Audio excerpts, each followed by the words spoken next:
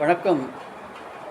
அம்பாள் அருள் பெற்ற தலங்களிலே தொடர்ந்து நாம் சிந்தித்து வருகிறோம். இன்றைய தினம் பேட்டைவாய்த்தலை பாலாம்பிகை அம்பாளை பற்றி தெரிந்து கொள்ள இருக்கிறோம்.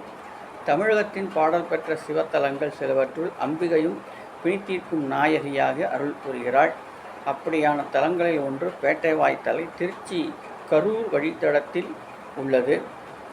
இவ்வூர் பேட்டைவாய்த்தலை பேர் முனையத்திலிருந்து 1 கிலோமீட்டர் தூரத்தில் உள்ளது திருக்கோயில். இங்கே சுவாமியின் திருப்பெயர் அருள்மிகு மத்திய அர்ஜுனேஸ்வரர், அம்பாள் அருள்மிகு பாலாம்பிகை. பெண்களின் கர்ப்பப்பை நோய்கள், மாதவிடாய் கோளாறுகள், குழந்தை பேரின்மை போன்ற பிரச்சனைகள் தீர அருள் புரிகிறாள் பாலாம்பிகை. தன்னை பிடித்த பிரம்மஹத்தி தோஷம் நீங்குவதற்காக திருவிடைமுதூர் ஈசனின் கட்டளையின்படி குலோத்துங்க சோழன் கட்டிய ஆலயம் என்கிறது கோயில் வரலாறு.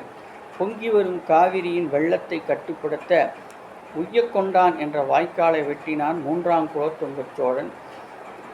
அதன் உற்பத்தி ஸ்தானத்தில் இருப்பதுதான் பாலாம்பிகையுடன் உரை இந்த சிவன் கோயில். திருவிடைமுதூர் தெய்வத்தின் திருநாமத்திலேயே இங்கு இறைவனுக்கும் சூட்டினான் மன்னன். அதன் பிறகு மன்னனின் தோஷம் நீங்கியது. நீண்ட நாட்களாக குழந்தை இல்லாமல் இருந்த அவனுக்கு குழந்தை பேறு கிடைத்தது. பக்தர்கள் இங்கு வந்து சுவாமி அம்பாளையும் இங்கே அருள்பாலிக்கும் பூவாய் சித்தரையும் வழிபட்டு வரம் பெற்று செல்கிறார்கள்.